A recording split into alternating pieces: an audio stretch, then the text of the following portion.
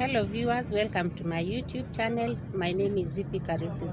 Have you ever been in a situation where you have too many questions and you have no one to ask the questions and you are left with too many things going on or around your minds, not able to tell yourself whether what you think is what it is or not?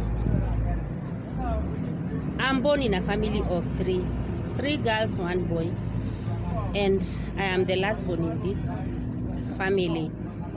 And when I came to grow up, to come to my realization, we were living at my grandmother's place. That is my mother's mother.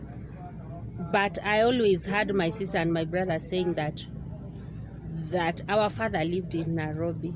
That my mother left my father's home while I was the young one. I was the sibling, so I was not able to get to know him. And I could see my sister traveling to Nairobi to visit this man.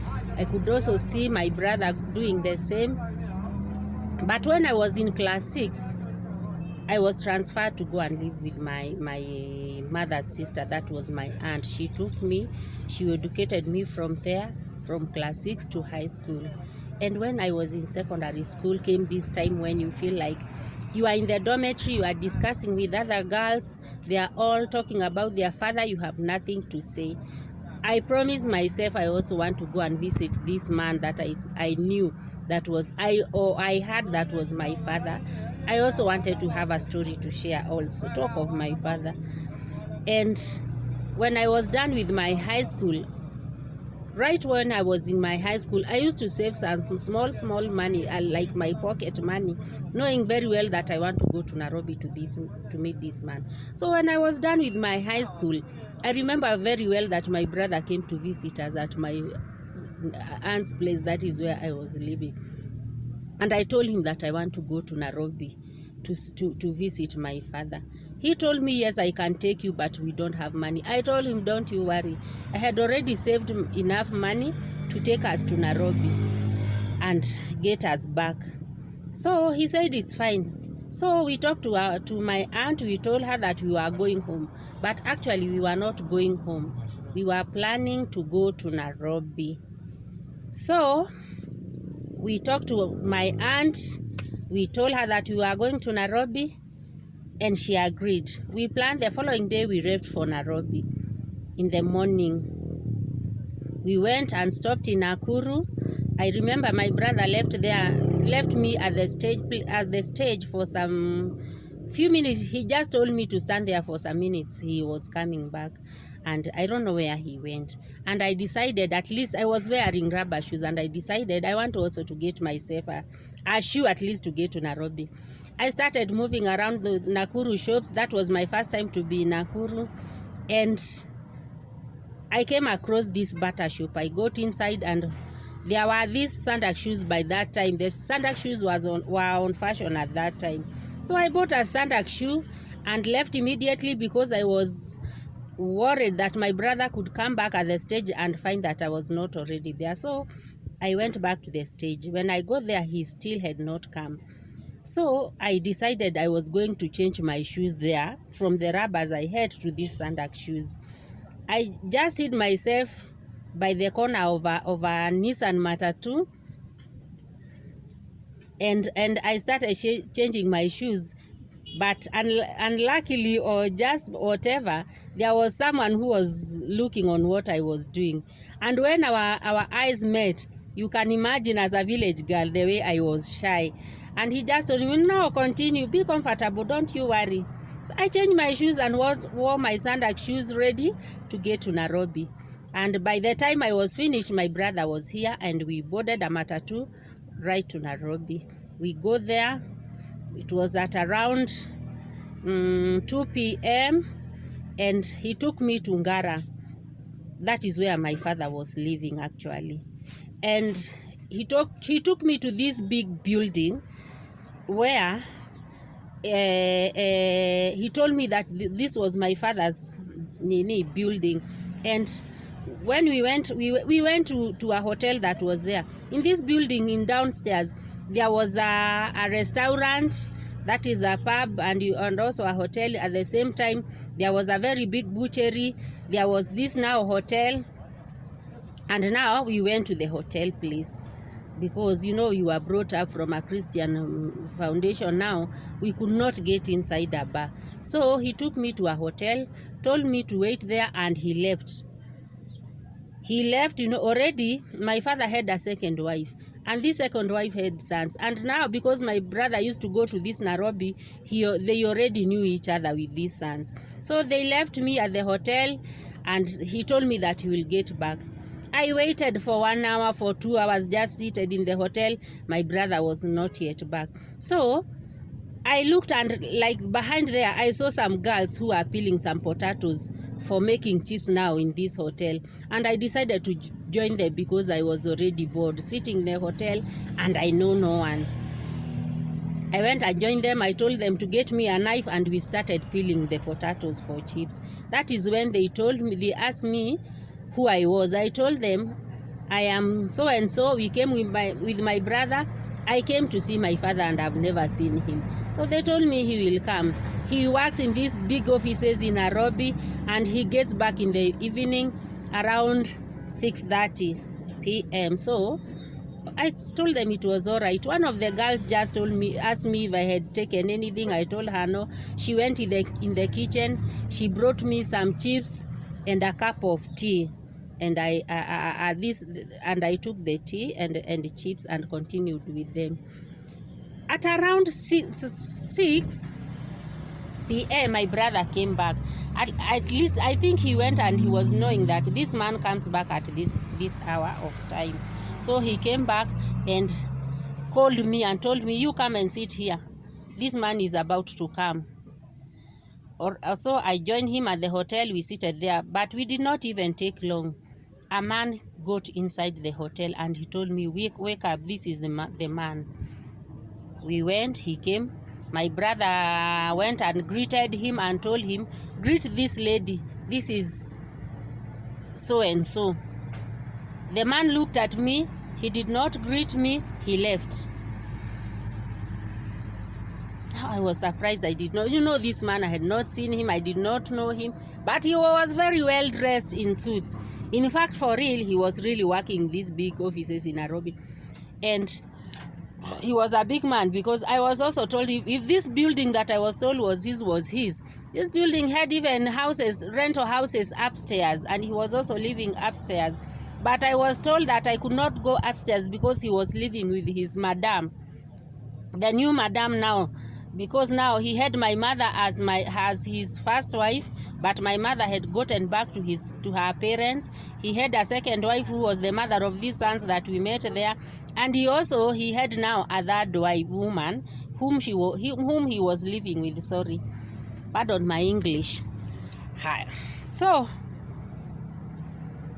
I went back to the girls, and my brother told me, maybe he's tired, you wait, you can talk to him later. Let's see whether he will come back, because he already left and went to upstairs, and he said he could come later downstairs to the hotel. So I joined the girls. We continued doing the peeling of the chips, and that man never came back.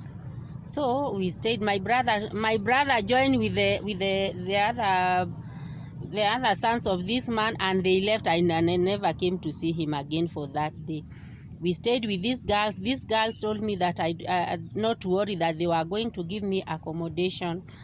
And we peeled the chips up until midnight. Chips in Nairobi, hotels in Nairobi work all night. And so we peeled the chips up until midnight and left for sleep. These girls took me to the room that they were sleeping. They were like 5, and they were all sleeping in the same room, but the bed was a double decker. So 3 of us slept down, and the other 3 went to the other up bed. We slept at that night, and this girl promised me that they were going to wake me up very early in the morning so that I could meet him before he left for job, because he also wakes up early, and he leaves at some minutes to 7 a.m. in the morning. So we slept. The girls did as they said. They woke me up in the morning. They gave me water to shower, And we left to the same room to peel potatoes, and we did not even take long, and they told me, you wake up, this man is already here, he's coming. Yani, from where they were peeling the potatoes, you could see him coming from upstairs.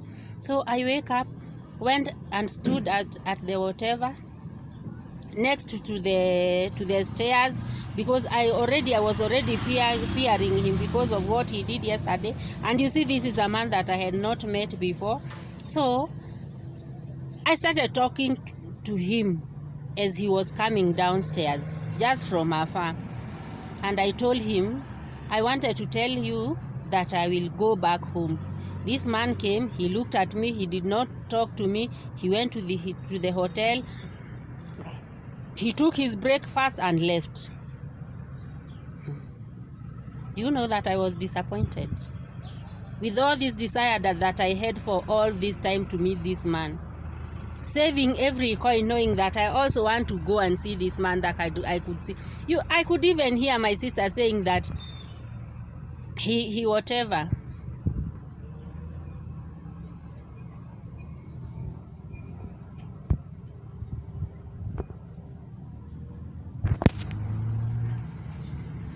Sorry.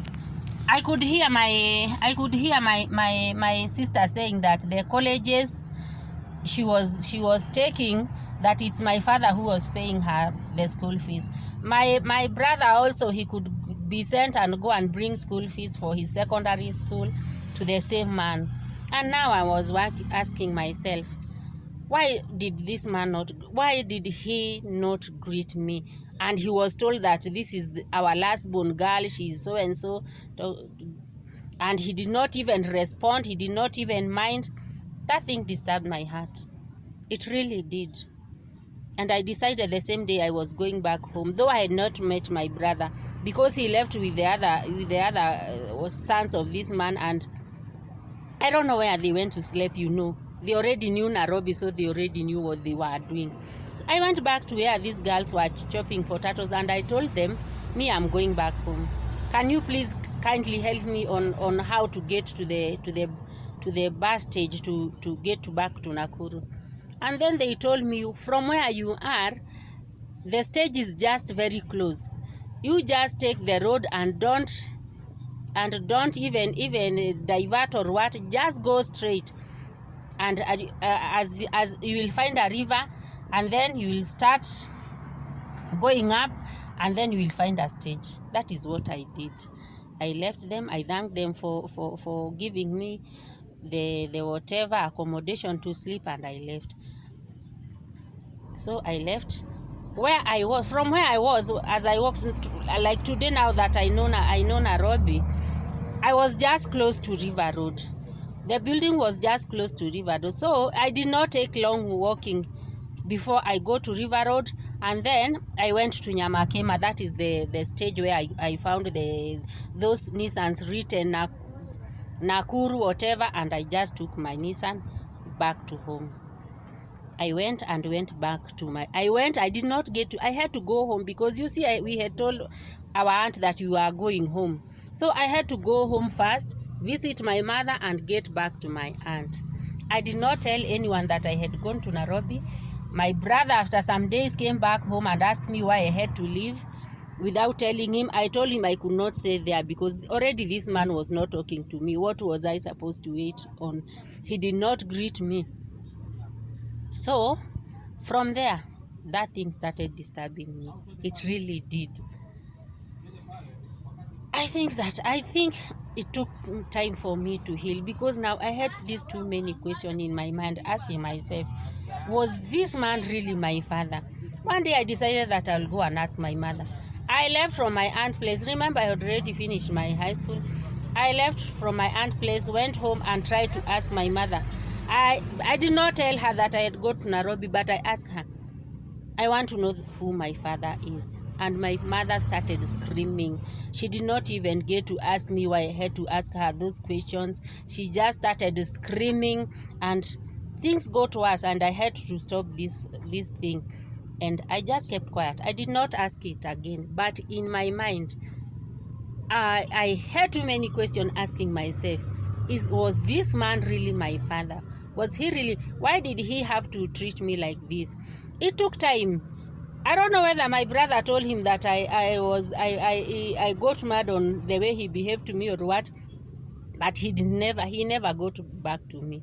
But there came a time that my grandfather, that is my father's father, died, and now we had to go for funeral at his place.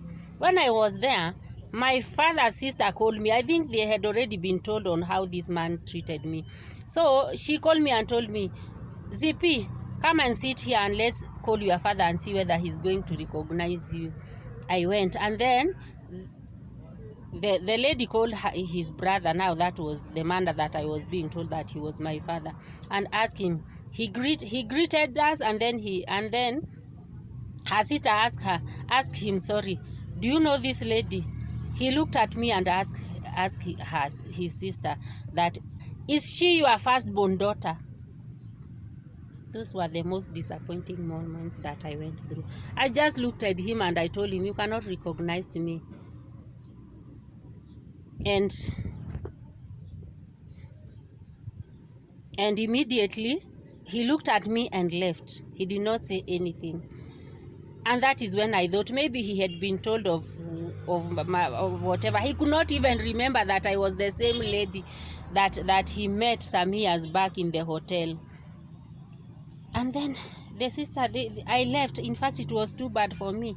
I just left them and went. In fact, I left the funeral arrangements and went back home.